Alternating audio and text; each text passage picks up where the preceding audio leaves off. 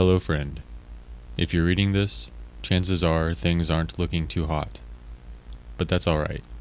Take a deep breath and focus. Today is special, as they like to remind us. It's a simple game they got us playing, and you're gonna do just fine. You pull the lever, you see a number. Guess if the number is higher or lower, and if you're right, you get some points, and you get to keep right on playing. If you're wrong, well, let's not worry about that. You're gonna do just fine. Now, I know what you're thinking. That sounds too simple. And maybe it is. But when the timer starts ticking, and the sunken start grinding their teeth out in the fields, and you can hear them clacking and cracking as they inch closer and closer, well, maybe simple's okay. Maybe you just want a game to play before they send you back down, and simple's just fine for that. I heard one of us escape years ago, but who knows if that's true. Could be something they tell us just to give us hope. Anyway, it's my turn. Wish me luck.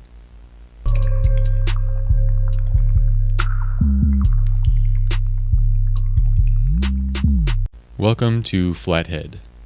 The intro that I just read claims to be a handwritten note hidden under the playing table, which acts as the game's description on Steam. I played through FLATHEAD, which was just $2 on Steam, and was going to upload a first impressions playthrough video like I usually do, but decided that I wanted to dig a little bit deeper this time, because the game has a neat way of dealing with lore that I wanted to explore and sort of theorize about. Once you complete the game, you'll unlock a tape, which can be accessed via a machine next to a door behind you. A strip of lights next to the tapes implies that once all tapes are collected, the story will be complete and the door will open, potentially allowing you to escape. So, of course, I played through the game 15 or so times to get all of the tapes, hoping to make sense of the story. Here are all of the tapes. If you'd prefer to skip past the lore straight to my attempt at an explanation, there's a timestamp on screen and you can just skip forward to that part.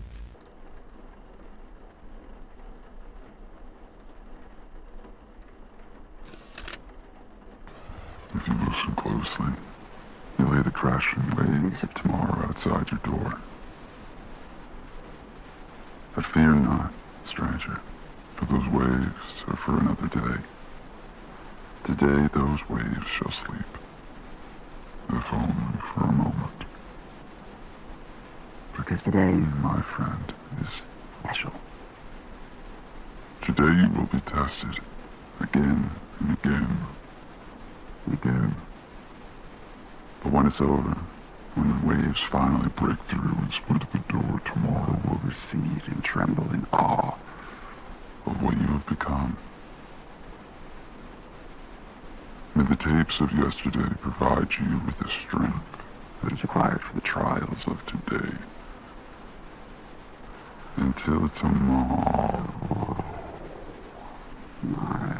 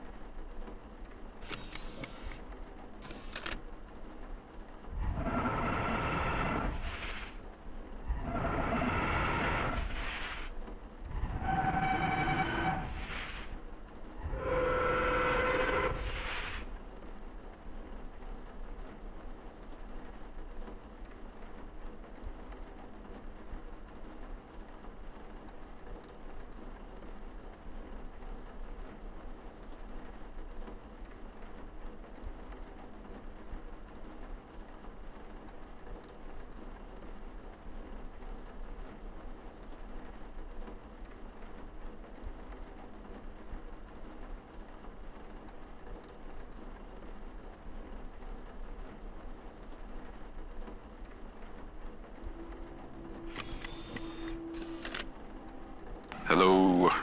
Is this on? Alright, whatever. What do I talk about?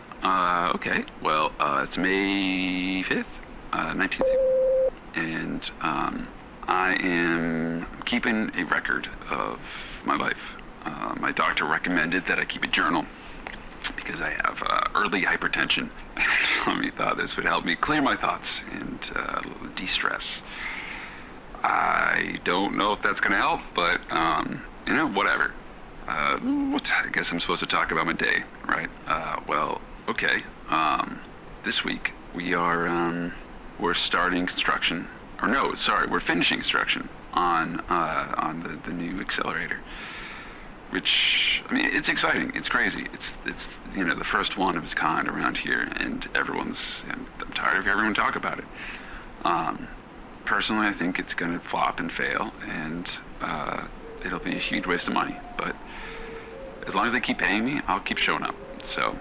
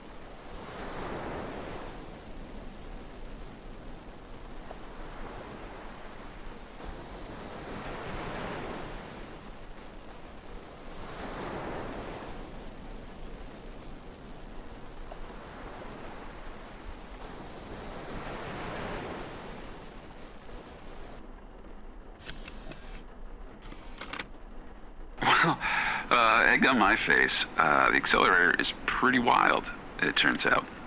It's weird to live through a moment that you know it's going to be written about like 50 years from now. Like, everything we know about photons is about to change. Like, everything. And I'm living through that. It's hard to describe, but I did also lose a $50 bet that this was going to totally tank, so, like, experiencing history, losing a $50 bet, it's a toss-up.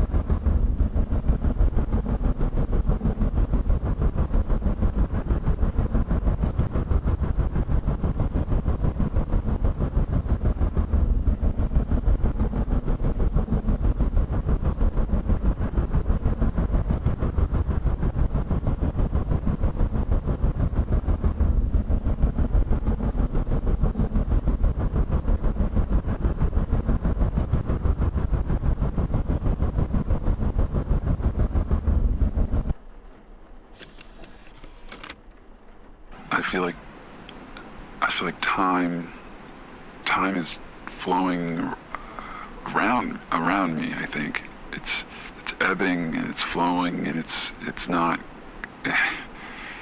constant like I remember it, like it should be. I mean, I feel like 1 minute I'm at work and I can't even remember what I do. I can't even remember what I do for work, and then the next I'm in this hallway, and it's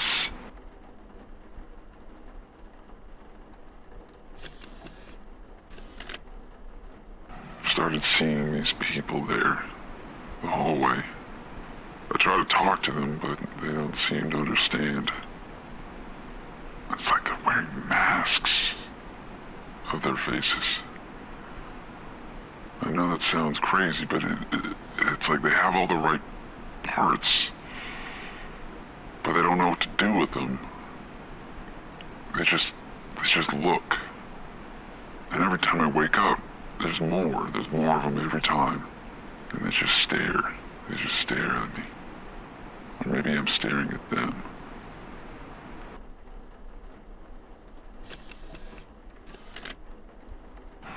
I can feel it.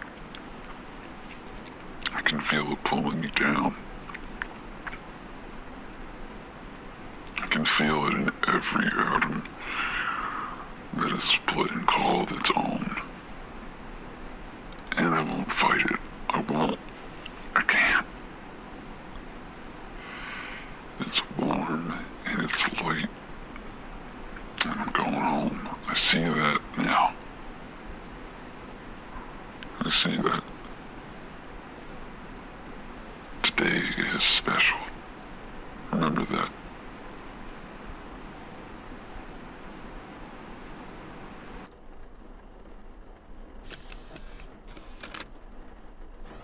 Tomorrow beckons, friend.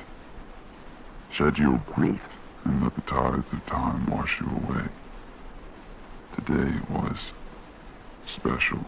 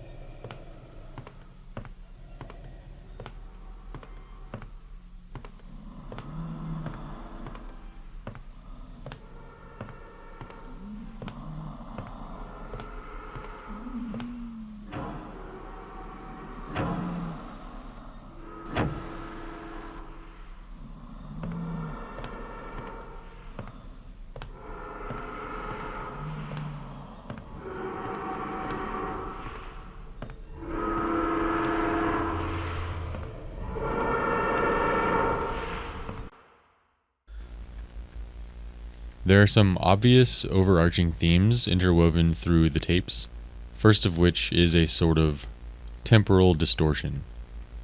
Several tapes suggest a non-linear experience of time. Characters describe time flowing around them irregularly, indicating that the experiments at the facility have altered their perception and experience of time. Memory alterations, like with the mention of the memory effect, implies that the structure can project and possibly manipulate memories. The recordings often depict memories with subtle differences, hinting at the fragility and malleability of human recollection. Scientific experimentation is another theme that is explored in the tapes. There's reference to the construction and operation of a new type of accelerator, seemingly central to the storyline. The experiments with high-energy plasma waves or particle beams seem to have profound and often disastrous effects on those involved. Numerous references to observation studies, OS, and recovered recordings indicate a systematic and possibly clandestine effort to document the phenomena resulting from these experiments, lending to a sort of SCP and backrooms feeling. Some of the tapes describe strange beings and haunting melodies that suggest an otherworldly presence within the facility. These elements contribute greatly to the eerie and unsettling atmosphere of the game. And also related to strange phenomena, the concept of cellular regurgitation suggests a bizarre and grotesque transformation or resurrection of individuals who are exposed to the facility's experiments. So, with all of that said, it seems that Flathead is set in a research facility dedicated to groundbreaking and possibly unethical scientific experiments involving a new type of particle accelerator. The experiments, aimed at exploring new realms of physics and reality, have unintended consequences, distorting time, space, and human perception. The facility is equipped with a novel particle accelerator that emits high-energy plasma waves or particle beams. The intent behind these experiments is not fully disclosed, but appears to involve manipulating fundamental aspects of reality, such as time and perception. Numerous tapes document the catastrophic outcomes of these experiments. Subjects and researchers exposed to the accelerator experience severe temporal and perceptual distortions. Some undergo cellular transformations or disappear entirely, only to reappear in distorted forms or as spectrographic images. The facility conducts extensive observation studies to monitor and understand these phenomena. Researchers attempt to document their findings through audio recordings, spectrographs, and other means, often encountering mysterious entities and melodies that suggest an otherworldly presence within the facility. Our protagonist, referred to as Flathead, is repeatedly tested and subjected to the facility's trials. The tapes serve as a means of piecing together the story of the facility, its experiments, and the fate of those involved. The recurring motif of today being special underscores the notion that each trial brings the protagonist closer to a profound transformation or revelation.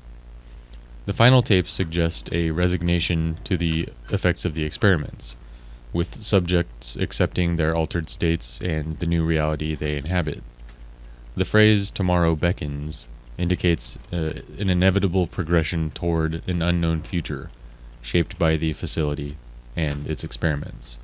The gameplay of Flathead, where the player is strapped to a chair and forced to play a repetitive over-under game, enhances the sense of entrapment and experimentation central to this story. The presence of the mannequin and the creature adds a psychological horror element that aligns with the themes of observation and manipulation. Perhaps the chair represents the player's powerlessness and the forced participation in the facility's experiments.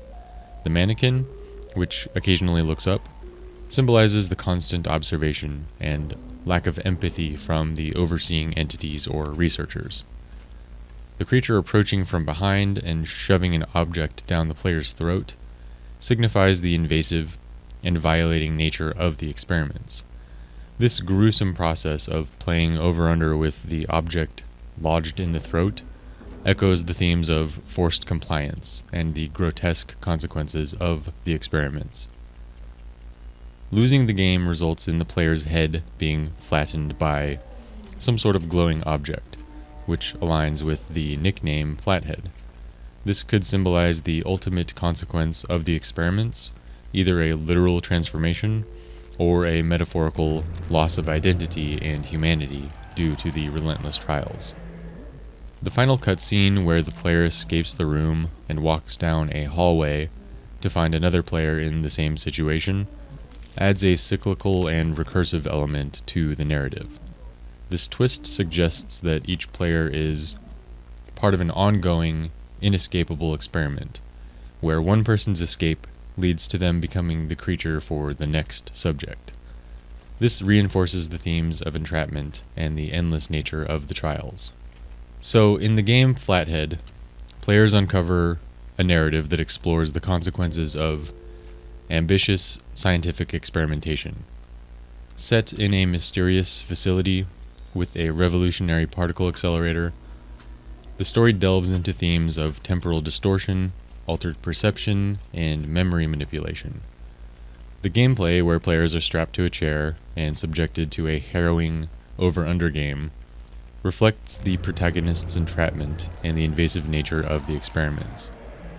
As the protagonist navigates through these trials, they encounter enigmatic entities, haunting melodies, and unsettling transformations that reveal the dark and surreal outcomes of the facility's research. Through the fragmented tapes, players piece together the tragic fate of the researchers and subjects, culminating in an acceptance of their transformed reality and a beckoning toward an uncertain future. The recurring motif of today being special underscores the significance of each trial in shaping the protagonist's ultimate fate as Flathead. The final cutscene adds a chilling twist, revealing that the creature haunting the player is a previous subject who has escaped, only to become part of the cycle of torment. This cyclical nature implies that the facility's experiments are ongoing and inescapable, trapping each player in an endless loop of horror and transformation. As always, thanks for sticking around to the end, if you've made it this far. I'll put a link to the game in the description of this video, so you can grab a copy for yourself if you'd like to give it a try. This game has some similarities with games like Inscription and Buckshot Roulette, but carves its own path in more ways than it doesn't. Be sure to like this video and subscribe to the channel if you enjoyed, and I'll see you again in a playthrough video.